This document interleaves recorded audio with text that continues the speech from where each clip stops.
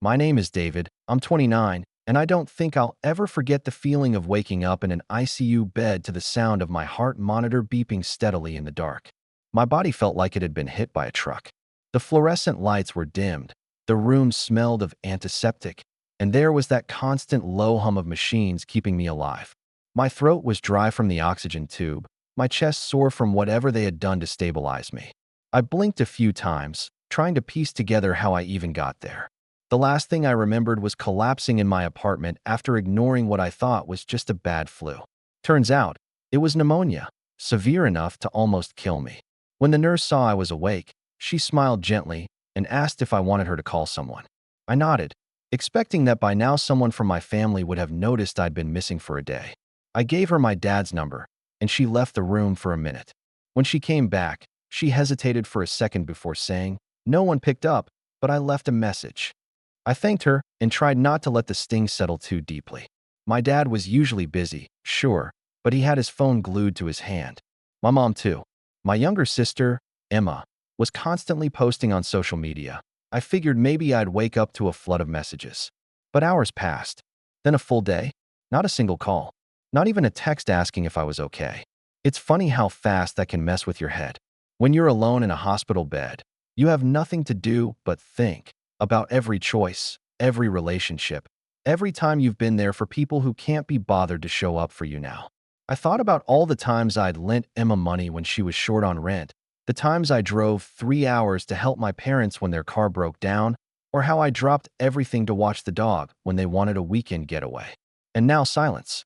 On the third day, just as I was starting to feel strong enough to sit up without feeling dizzy, my phone buzzed. My heart actually leapt for a moment. Finally, someone must have noticed I was gone. But when I unlocked my screen, it wasn't a call. It wasn't even a "how are you?" It was a single text from my dad that read, "We need $50,000 for your sister's wedding. Send it this week." I stared at the screen, my chest tightening, not from pneumonia this time, but from anger. Not even a "hope you're doing okay," after 3 days of radio silence. "No, we heard you were in the hospital. What happened?" Just a demand for money like I was an ATM. I could practically hear his voice in my head, the tone he always used that made it sound like he wasn't asking, he was telling. I didn't reply right away. I just put the phone down and stared at the ceiling, letting the anger simmer. I remembered every time my parents had made me feel like my worth was tied to what I could provide for them. Every birthday that was ignored because Emma had some drama they had to handle instead. Every time I was told, "You're the oldest, you should help out more." And here they were again, proving that nothing had changed. When I was discharged a few days later, I didn't go to my parents' house. I didn't call them. I went straight home, lay on my couch, and just stared at my phone for a long time. I thought about all the sacrifices I had made for this family. I thought about the fact that they didn't even know if I was alive until I texted them myself. And then, finally, I did reply, but not how they expected. I told my dad no. No explanation, no apology. Just a simple no. And then I blocked his number. I blocked my mom. I blocked Emma. And for the first time in my life, I felt free. But that was just the beginning. The calls from unknown numbers started within hours. The emails followed. Then messages from relatives I barely spoke to, all with the same theme. "Your sister's wedding is in 2 months. Stop being selfish." They had no idea where I had been the past week, no idea what I had gone through. And yet somehow, I was the villain for saying no. The guilt trips turned into insults. The insults turned into threats of being cut off from the family forever. And I think that's what finally flipped the switch in me. Something inside me hardened that day. I stopped feeling sad. I stopped feeling guilty. I stopped feeling like I owed them anything. And that's when I decided, if they thought I was the bad guy for finally standing up for myself, then fine, I'd play the bad guy. The next time I heard from them, it wasn't a message. It was something else entirely. Something that made me sit up straight and laugh out loud in disbelief. When I laughed that day, it wasn't because anything was funny. It was because I finally realized just how little I mattered to them beyond what I could provide. The thing that made me laugh was an email, subject line in all caps. "Emma's wedding is the most important day of our lives." I clicked it open and was greeted with a wall of text from my mom. It wasn't an apology for ignoring me while I was in the ICU. It wasn't even an acknowledgement that I had been sick. It was a detailed spreadsheet of expenses for Emma's wedding, venue deposit, Catering, flowers, DJ, dress alterations, family vacation fund, whatever that meant. At the very bottom of the email was a line that said, David's contribution, $50,000, due by next Friday. It was written as if this was a formal contract, something already agreed upon. I sat back in my chair and just let it sink in. My contribution? Like this was some sort of mandatory tax I had to pay to earn my place in the family. Like if I didn't pay, I'd be in default and lose my privileges as a son. I could almost hear my dad's voice. Family helps family, David. Don't be selfish. I didn't respond. Instead, I let the silence do the talking. Days passed, and that silence must have driven them insane because soon I started getting group texts with my mom, dad, and Emma all together. Emma chimed in first. David, you're seriously stressing mom out. Can you just send the money so we can move forward with planning? My mom followed up. Your sister deserves this. She's waited her whole life for this day. You make more than enough to help. Then my dad. I already told the venue we have the money.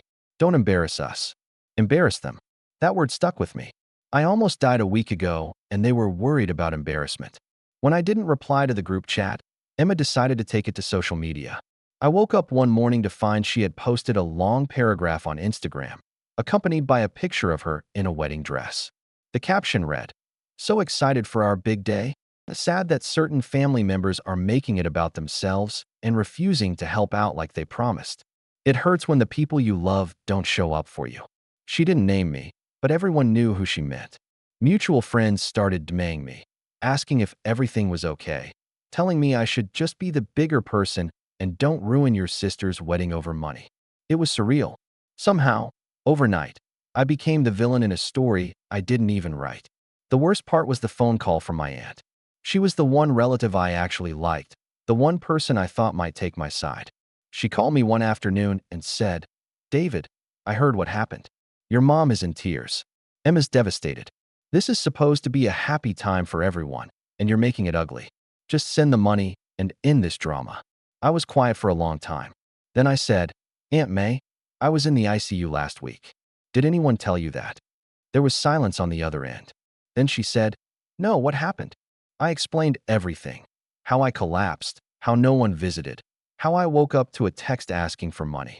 I heard her suck in a breath, and for a moment I thought maybe she'd get it. But then she said, softly, I'm sorry you went through that. David, I really am. But this wedding is important for your parents' reputation. Don't let a misunderstanding ruin everything. A misunderstanding. I had nearly died, and it was a misunderstanding. I thanked her for calling and hung up before I said something I'd regret. That night, I got another email from my dad. This one wasn't a polite request. It was an ultimatum. David, you have until Friday to wire the money. If you don't, you are no longer welcome in this family. We will not have someone who refuses to support his sister on the most important day of her life. I read that line over and over. No longer welcome in this family. As if family was something you could revoke like a subscription. It stung, but not in the way I expected. It didn't make me feel guilty this time. It made me angry. Furious, actually. Because the truth was, this wasn't about the wedding. It never was. This was about control. My parents had always used guilt to get their way. When I was a teenager, they made me give up a scholarship to a college out of state because family comes first. When Emma wanted to go on a trip to Europe and couldn't afford it, they told me to lend her the money because you're the responsible one. When I bought my first house, they convinced me to let Emma live there rent-free until she got on her feet, which ended up being 2 years. And every time I tried to say no, I was met with the same line. After everything we've done for you, this is how you repay us? I realized I'd been playing their game my whole life. And I was done. The next day, I made a point of posting on my own social media. A simple picture of me sitting on my couch with my dog, smiling, looking healthy again. The caption, sometimes you have to lose everything to find peace. Surround yourself with people who care about you, not just what you can do for them. I didn't mention names. I didn't need to. Within an hour, Emma sent me a furious text from a random number. I had blocked her. Are you seriously trying to make me look bad in front of everyone? Grow up, David. You're pathetic.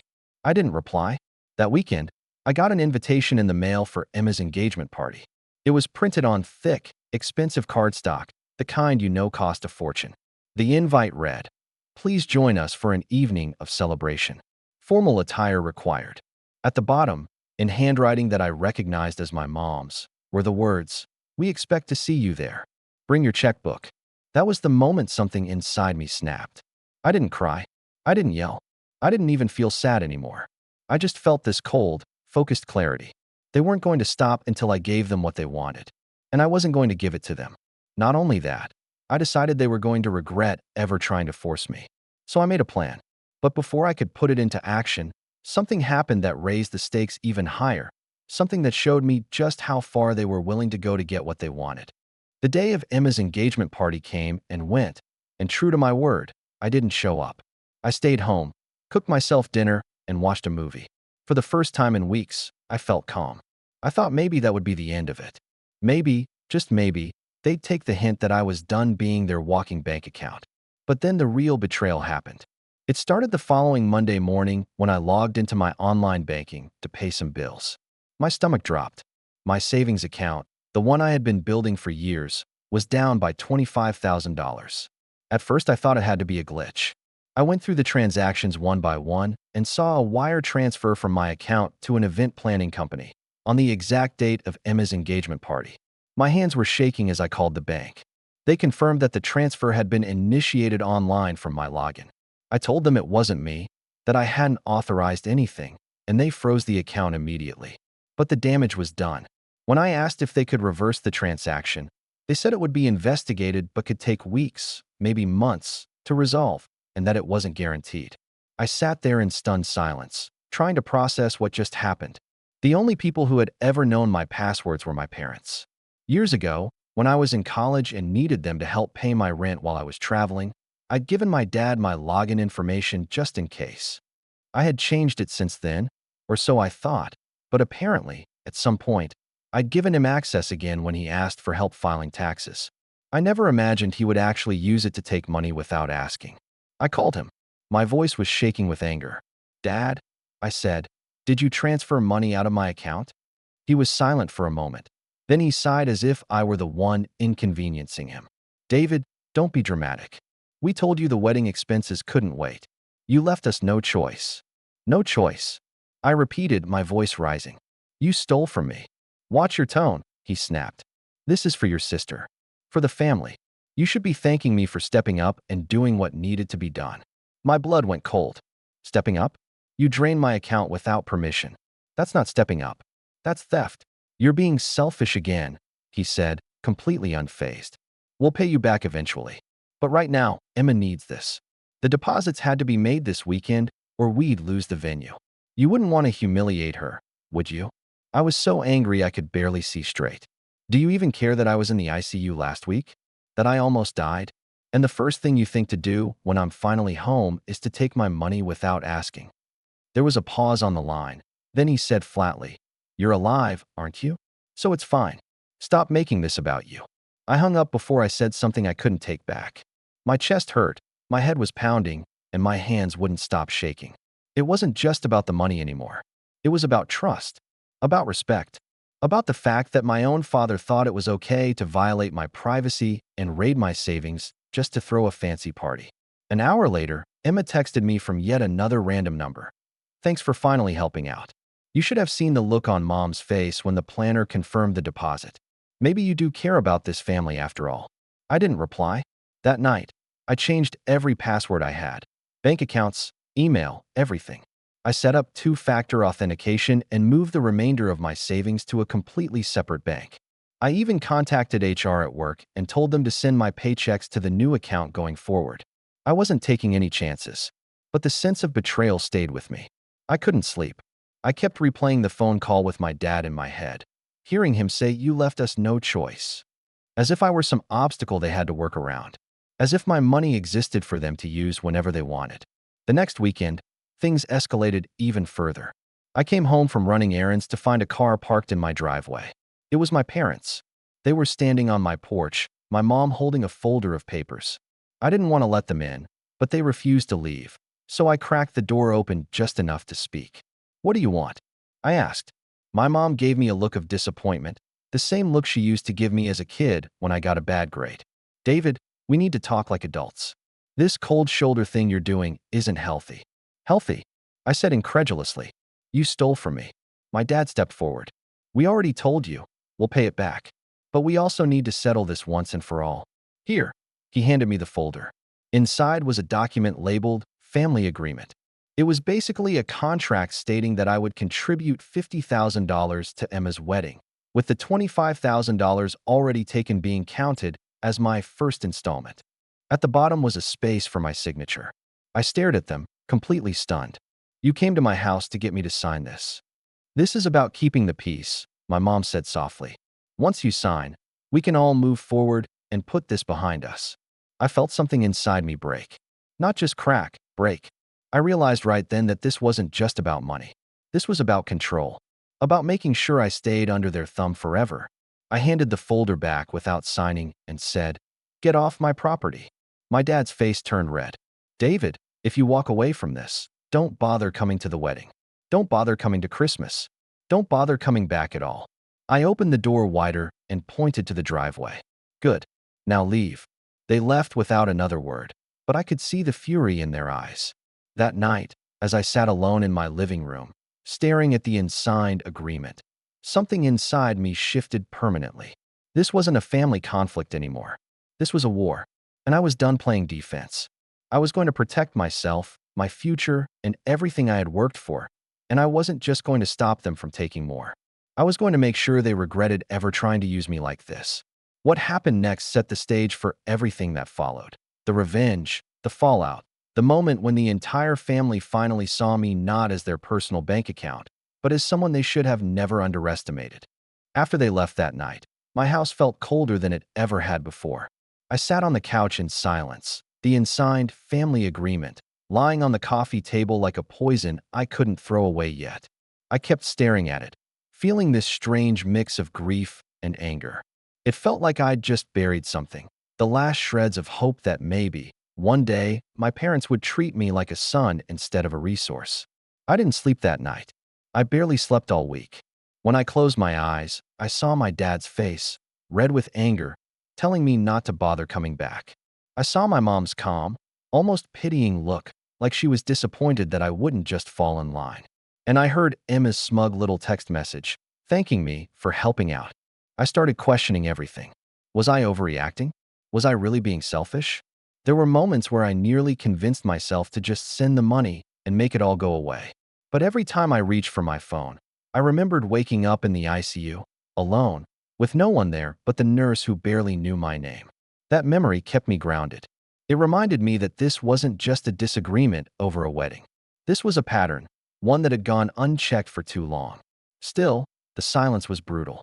I hadn't realized how much of my daily life involved my family until it was gone.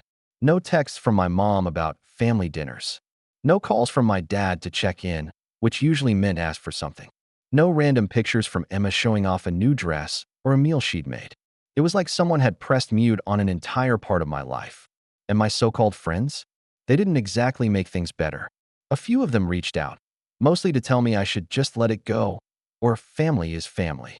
One even said, "You know Emma's wedding is once in a lifetime, right? You can always make more money." I stopped replying to messages after that. For a while, I let myself sink into that low place. I went to work, came home, and didn't do much else. I stopped cooking, stopped cleaning, stopped going to the gym. The house was quiet, but not in a peaceful way, in a hollow, suffocating way. I caught myself sitting in the dark more nights than I'd like to admit, just staring at the wall and wondering if maybe they were right about me. But slowly, quietly, something started to shift. Maybe it was the quiet itself. Maybe it was the fact that for the first time in years, no one was calling me with a new emergency to solve. Maybe it was just the clarity that comes when you've got nothing left to lose. One night, I got up, turned on every light in the house, and started cleaning.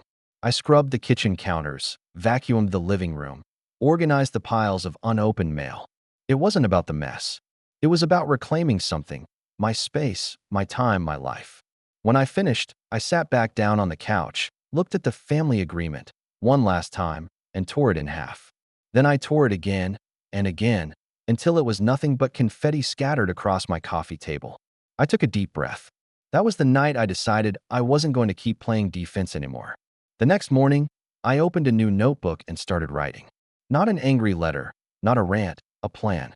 I listed every account my parents might still have access to, every joint obligation I'd ever agreed to with them, every way they could possibly reach into my life and pull the rug out from under me again. Then I wrote action steps next to each one. Close the joint emergency credit card? Done. Remove my dad as the emergency contact at work? Done. Transfer my investments to a new brokerage they didn't know about? Done. I started thinking further ahead too. If they were willing to take $25,000 without asking, what else might they try? Could they show up at my house again? Could they try to manipulate relatives into harassing me? Could they even try to take legal action if I refused to pay? So I made another list. People I needed to talk to. HR, to make sure all my personal info was locked down. The bank, to flag my accounts for any suspicious activity. A lawyer, just in case I needed one down the road. It wasn't just about protecting my money anymore. It was about protecting my peace of mind. But even as I was putting these pieces in place, there was still this gnawing ache inside me. The part of me that wanted someone, anyone, to say, "We were wrong. We're sorry. We care about you more than we care about a wedding." That apology never came. Instead, a few weeks later, I got a call from a number I didn't recognize. Against my better judgment, I answered. It was my uncle, the one who lived out of state and rarely got involved in family drama. "David," he said, his voice hesitant. "Your dad told me what's going on. He said you've cut everyone off completely." I didn't say anything. He went on. "Look, I don't know all the details, but I do know this. Your parents are telling everyone you're unstable, that you've been acting erratic since you got sick. They said you're refusing to help because you're bitter and resentful. I figured you'd want to know what's being said about you." Something in my chest went cold, not just because of what he said, but because I wasn't even surprised. "They can say whatever they want," I said flatly. "I'm done trying to prove myself to people who never cared about me in the first place." He was quiet for a long moment. Then he said, "If you ever need a place to go, you've got family here. Just remember that." I thanked him and hung up. After that, something hardened in me completely. If they wanted to paint me as the villain, fine. I could live with that.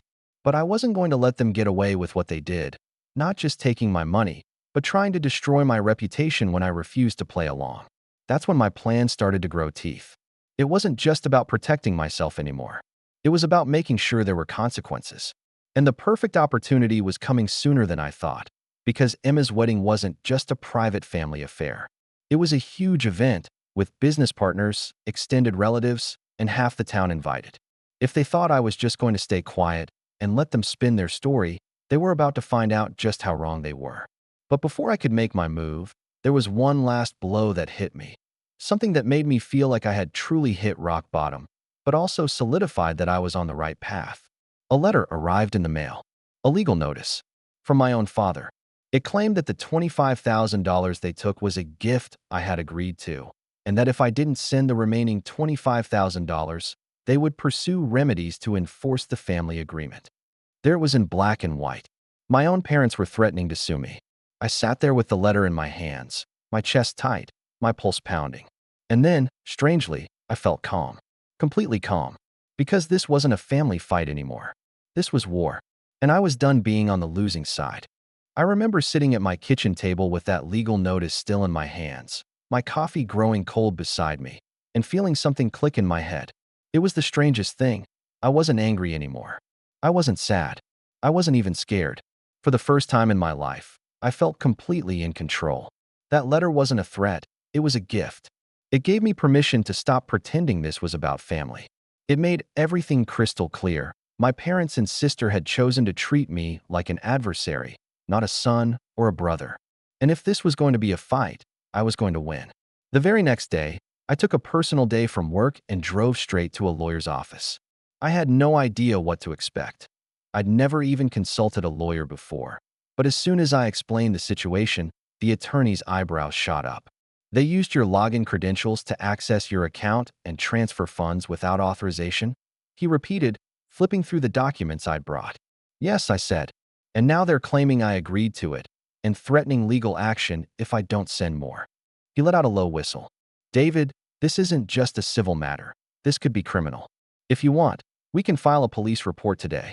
At the very least, we can draft a cease and desist letter and put them on notice that any further harassment will be met with legal action."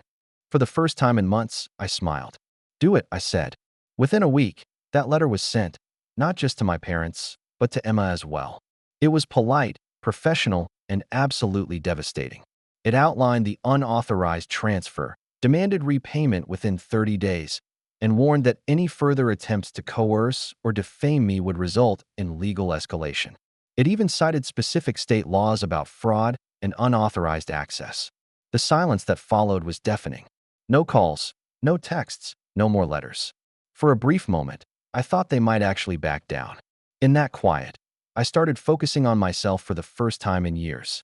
I cleaned up my diet, started running again, and went back to the gym. The first week was hard. My body felt heavy from months of stress and inactivity. But by the end of the month, I could feel the difference. My energy came back. I was sleeping through the night again. Work started to improve too. Without the constant drama of my family draining me, I was sharper, more focused. I started volunteering for projects I used to shy away from. My boss noticed. One day, he called me into his office and said, "David, you've been killing it lately. There's a senior position opening up next quarter. You should apply." I did. And a few months later, I got the promotion, along with a substantial raise. With the extra income, I started shoring up my financial position. I maxed out my retirement contributions, opened a high-yield savings account, and even dipped my toes into investing in a rental property with a friend from work. It felt good. No, it felt powerful. To know that every step I was taking was securing a future that was mine alone, completely separate from my parents' influence. Meanwhile, word about the legal letter must have started spreading through the family grapevine, because I started getting quiet, almost hesitant messages from cousins and extended relatives. Some of them wanted to hear my side of the story. Others just wanted to check in. A few admitted they'd been told I'd gone off the deep end, but now they were starting to wonder if maybe there was more to the story. I didn't badmouth my parents or Emma. I didn't need to. I just told the truth. That I'd been in the ICU, that no one came, that my account had been drained without my consent. And then I let them sit with that information. The tide started to turn. I noticed that Emma stopped tagging certain relatives in her wedding planning posts. My mom's Facebook activity went suspiciously quiet. Even my dad, who usually couldn't resist sending long family updates, stopped posting altogether. It was like watching a ship slowly start to list to one side. Then came the real turning point. The bank finished its investigation. I got a call one afternoon from the fraud department confirming that the $25,000 transfer had been unauthorized. Not only were they crediting the money back to my account, but they also confirmed that the IP address used to initiate the transfer matched my parents' home network. I can't describe the satisfaction I felt in that moment. It wasn't just about getting my money back. It was about proof. Hard, undeniable proof that I hadn't made this up, that I wasn't being dramatic, that I wasn't the selfish son they had painted me as. When I told my lawyer, he grinned and said, "This strengthens your position considerably. If they try to push back, we have all the leverage now." And that's when I realized I wasn't just defending myself anymore. I was winning. The timing couldn't have been better because Emma's wedding was getting closer. Invitations had already gone out, and apparently it was shaping up to be the social event of the season. A massive venue, a live band, a guest list packed with business partners, distant relatives, and family friends. I hadn't been invited, of course. My name had been scrubbed from everything. But that didn't bother me. In fact, it gave me an idea. I started quietly preparing for the next move. I gathered every piece of documentation I had: the bank statements, the lawyer's letter, the confirmation of the fraud investigation, and organized them neatly in a folder. Then I had copies made, just in case. I also started reconnecting with certain relatives and family friends who I knew would be at the wedding. Not to gossip, but to have casual, calm conversations where I simply shared what had happened from my perspective. I didn't exaggerate. I didn't get emotional. I just laid out the facts. The reactions were telling. Some were shocked. Some were angry, not at me, but at my parents. One family friend even said, "You know, we've always suspected your dad was a bit controlling, but we never thought he'd go this far." I could feel the narrative shifting. And as I watched it happen, I realized that I didn't even need to crash the wedding or make some dramatic scene to get my point across. By the time the big day rolled around, half the room would already know the truth, and the other half would be wondering why there was so much tension in the air. But I wasn't done yet. I had one last card to play. One final move that would make sure my parents and Emma understood, once and for all, that I was no longer someone they could manipulate or control. And as the wedding date drew closer, that plan started to take shape in a way that was smarter, sharper, and more devastating than anything I could have imagined back when this all started. Because I wasn't just the victim anymore. I wasn't just the son who got taken advantage of. I was the one holding all the cards now. And when the day came, I was going to make sure everyone saw exactly who they'd been dealing with all along. But then something happened just a few days before the wedding. Something that raised the stakes even higher and gave me the perfect opening to execute my plan in a way that would shock everyone in that room. The week before Emma's wedding, I was feeling sharper than I had in months. My mornings were calm, my work was going well, and I was sleeping soundly for the first time since this nightmare began. But then, one afternoon, I got an unexpected call from a number I didn't recognize. Normally, I would have ignored it, but something made me pick up. "David," a man's voice said. "Yes, who's this?" "This is Daniel from the event planning company," he said, his tone cautious. "I'm sorry to bother you, but I wanted to confirm a detail for the wedding invoice. You're listed as the primary contact for payment on the final balance. We've received partial payment, but there's still $35,000 outstanding. Can I get confirmation that will be wired by Thursday?" I almost laughed. Not out of humor, out of disbelief. "Wait," I said. "You're telling me my name is on the payment contract?" "Yes," Daniel said. "Signed by your father, but under your name. Is that incorrect?" It was like the air went still around me. I asked him to send me a copy of the signed contract. He hesitated, probably wondering if he was about to step into some messy family drama, but eventually agreed. When the PDF landed in my inbox an hour later, I opened it and felt my jaw tighten. There it was, plain as day. A service contract for Emma's wedding, with my name printed on the payment line, my old email address listed as the primary contact, and a signature that looked suspiciously like my dad's poor attempt to forge mine. I sat there staring at it for a long time, the pieces clicking into place one by one. This was why my dad was so confident I owed them. This was why they kept insisting I had already agreed to pay. They had literally signed my name on a contract without telling me. I forwarded the document straight to my lawyer. His reply came within minutes. "This is forgery, and it's not just a civil matter. This could be prosecuted criminally. This is very strong leverage, David. Strong leverage." Those words made something electric run through me. I asked him what my options were. He laid them out calmly, professionally.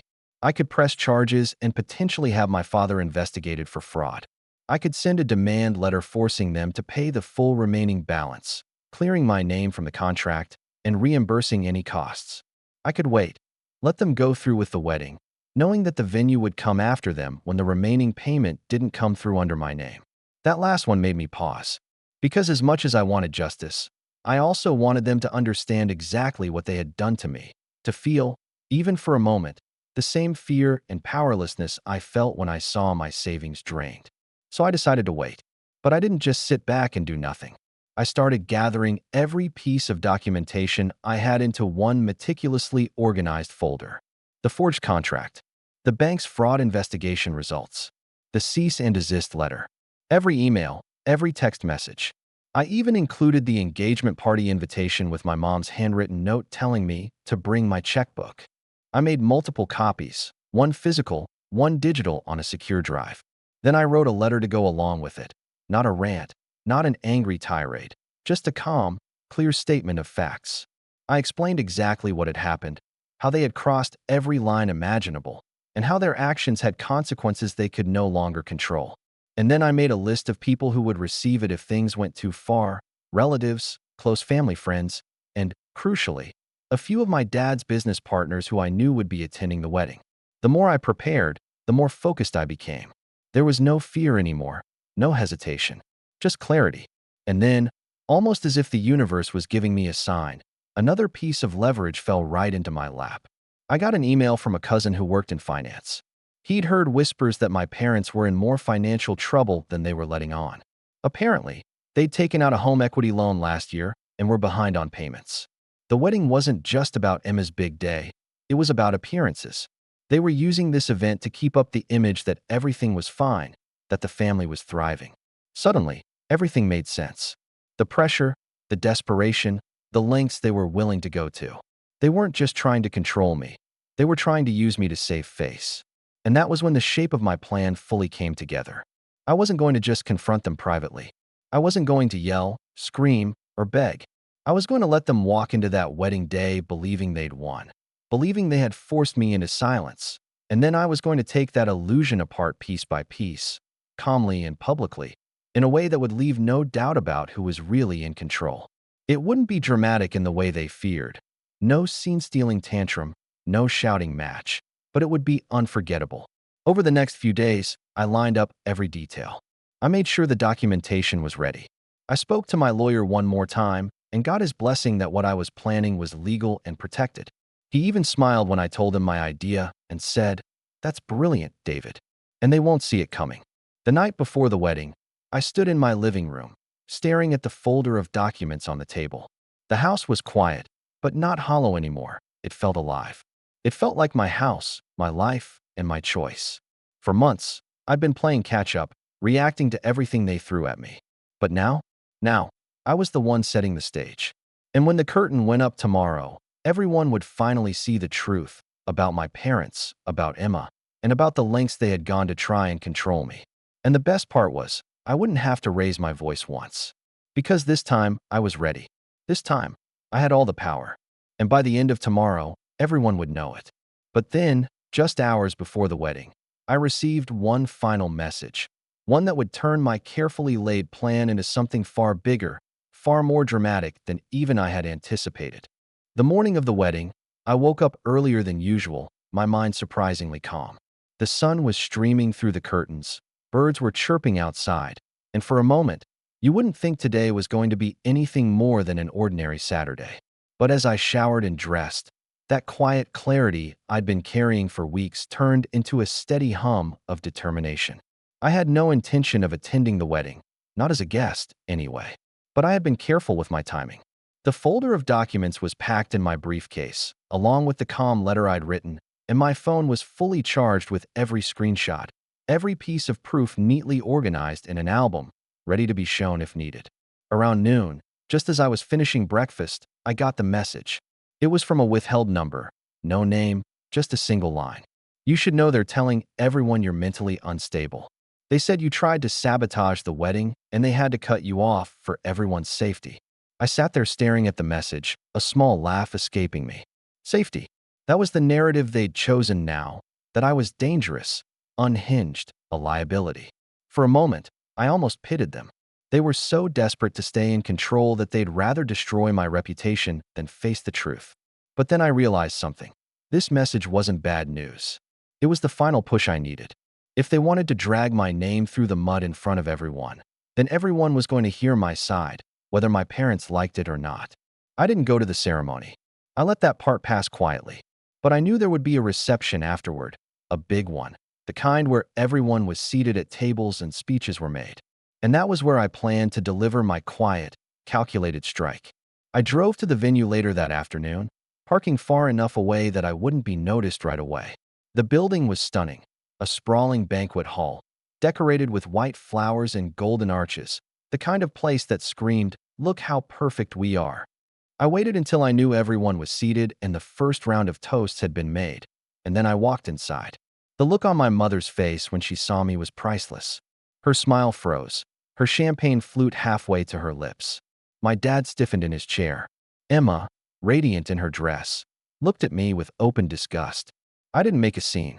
I didn't raise my voice. I simply walked over to an empty table near the back, opened my briefcase, and began placing neatly printed folders, one on each table within reach of the guests I'd chosen in advance. Each folder contained the same thing: the bank's fraud investigation results, the copy of the forged contract with my name on it, the lawyer's cease and desist letter, and my calm, measured explanation of what had happened. The room started to murmur as people opened them. Conversations quieted. Heads began to turn toward my parents' table. My dad was the first to speak. "David," he hissed, standing up. "What do you think you're doing?" I looked at him evenly and said, loud enough for everyone to hear, "I'm telling the truth. You've had your turn." There was a ripple through the room. The kind of electric silence that means everyone is suddenly very, very interested. I'm not here to ruin Emma's day. I continued, my voice steady. I'm here to clear my name. You've been telling people I'm unstable, that I'm bitter, that I refuse to help. What you didn't tell them is that you drained my bank account without permission, forged my signature on a contract, and threatened to sue me when I refused to give you more. Gasps echoed through the hall. Someone dropped a fork. My mom tried to stand, but I raised a hand. You don't need to defend yourself. Everyone here can see the documents. They can decide for themselves. And then I sat back down. I didn't need to say another word. One by one, people started flipping through the folders, their faces changing as they read. I saw my uncle, the one who had warned me about the rumors, shake his head slowly, his jaw tight. I saw one of my dad's business partners push back from the table and stalk out of the room, phone already to his ear.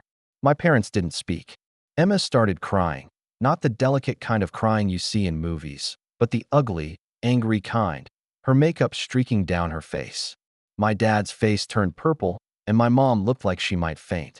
I stayed for another 5 minutes, letting the weight of the truth settle over the room like a heavy curtain. Then I stood, picked up my briefcase, and walked out without looking back. The last thing I heard before the doors closed behind me was the low, furious whisper of voices, guests demanding answers, relatives asking why no one told them the truth, the band awkwardly trying to play something soft to fill the silence. Outside, I took a deep breath of the cool evening air. For the first time since this all started, I felt light. Not triumphant, not vengeful, just free. I didn't stay to see what happened next. I didn't need to. I knew that by the end of the night, the perfect image my parents had tried so hard to build would be in pieces. And I knew this was only the beginning. Because the fallout from tonight wasn't just going to hit them socially. It was going to hit them financially, legally, and personally. And I was ready for every last bit of it. But the very next morning, I woke up to something I hadn't expected, something that made the fallout even bigger, louder, and more public than I ever could have orchestrated on my own. The next morning, I woke to the sound of my phone buzzing nonstop. At first, I thought it might be my alarm, but when I grabbed it from the nightstand, I saw dozens of notifications, texts, emails, even tagged posts on social media. Word had spread faster than I could have imagined. I opened the first message. It was from my uncle. David, you lit a fire last night. People were furious. Half the guests left early. The band packed up before dessert was served. Your dad stormed out. Your mom was crying in the parking lot. Emma was hysterical. She accused them of ruining her wedding. I sat there, stunned for a moment, then slowly exhaled. I hadn't wanted to humiliate Emma, but after everything she'd done, publicly shaming me, siding with my parents while knowing nothing about what I'd gone through, I couldn't bring myself to feel guilty. The second message was from the event planner, Daniel. Hi, David. Following up, I received confirmation this morning that the remaining balance on the wedding was paid, not under your name, but from a new account in your father's. I've also updated our records to remove your name entirely from all contracts. That was the first real victory, proof that they had finally been forced to take full responsibility. But the biggest blow came later that afternoon, in the form of a phone call from my lawyer. David, he said, his tone almost cheerful, I just got word that your father's business partner formally withdrew from a joint project they were running. Apparently, he was at the wedding and saw the documentation you shared. He doesn't want to risk being associated with anyone under investigation for fraud. I blinked. Under investigation? Yes, he said. I took the liberty of forwarding the forged contract and the bank report to the district attorney's office, just as we discussed as an option. They've opened a preliminary inquiry. It doesn't mean charges yet, but it's enough to put significant pressure on your father to make this right quickly. I hung up the phone and sat back, letting the news wash over me. My parents had tried to intimidate me with legal threats, and now it was them staring down the possibility of real legal consequences. By that evening, my relatives started calling one by one, most of them apologizing. My aunt, who had told me to just send the money, actually cried on the phone. I didn't know, David, she said. I believe what they told me. I'm so sorry I didn't check on you after you were in the hospital. I should have been there. Even my cousins, the ones who usually stayed out of family drama, texted me saying they supported me and that what I did at the wedding was legendary. Apparently, people were already calling it the night the family secrets came out. And then came the message I had been waiting for from my mom. It was short, almost desperate. David, please call me. We need to talk. For a moment, I just stared at it. Weeks ago, I might have jumped at the chance. But now, I wasn't sure what there was left to say. Still, something in me wanted closure. So I called. She answered on the first ring, her voice trembling. David, we never meant for things to go this far. Your father is, well, he's very upset. People are talking, and we can't even go to the store without someone asking questions. Emma isn't speaking to us. We just wanted to give her a nice wedding. You forged my name, I said quietly. You stole from me. You lied about me to the entire family. And now you're worried about what people are saying about you. There was a long pause. Then she whispered, we don't know what to do anymore. You stop, I said. You stop lying. You stop using me. You stop pretending this was ever about family. And you fix what you broke. Every cent you took, every rumor you spread, every contract you signed with my name on it. And if we do, she asked, almost pleading, then maybe, I said, you can start earning back my trust. But that's going to take a long time. And this time, it's going to be on my terms. She started crying softly on the other end. I didn't hang up immediately, but I didn't comfort her either. When she finally said goodbye, her voice was small, like she knew this was the first time I wasn't going to bend. Over the next few weeks, things changed quickly. The money they had taken was repaid in full. The legal threats disappeared. My lawyer even confirmed that my dad signed a formal agreement releasing me from any future family obligations. Emma posted one last bitter message online, something about losing a brother, but it didn't get the sympathy she was hoping for. By then, most people knew the truth.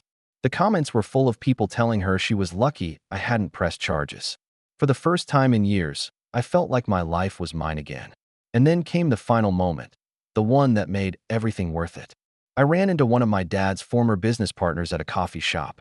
He recognized me, came over, and said, I was at that wedding. What you did, it took guts. Most people would have stayed quiet. I nodded, not sure what to say. He smiled. Your parents underestimated you. They thought you'd stay the quiet, dependable son forever. But you showed everyone that you won't be controlled. That's not something they'll forget anytime soon. As I walked out of that coffee shop, the late afternoon sun warm on my face, I felt something I hadn't felt in months, maybe years. Peace. I wasn't angry anymore. I wasn't hurt. I was just done. Done being the fixer. Done being the scapegoat. Done being the son who always said yes, no matter what it cost him. And as I unlocked my car, I caught myself smiling. Not because I'd won, but because I had finally, truly walked away. I glanced back at the coffee shop window and saw my reflection, calm, steady, and free. And I thought, this is who I was meant to be all along. And for the first time since this whole nightmare began, I drove home with the windows down, the wind in my hair, and not a single ounce of guilt in my chest. Because the truth was out. The damage was done. And this time, I wasn't the one left picking up the pieces. This time they were. And I was finally, completely free.